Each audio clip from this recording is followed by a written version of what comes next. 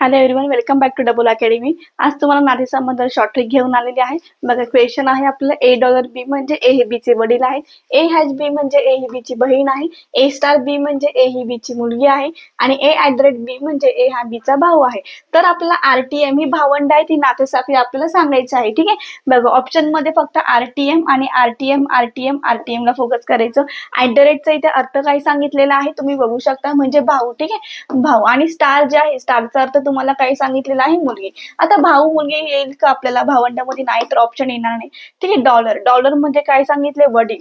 वडील आणि हॅशटॅग जे आपल्याला काय सांगितलेलं आहे, बघा ऑप्शन इथे क्वेश्चन मध्ये सांगितलेलं हॅशटॅग म्हणजे बहीण.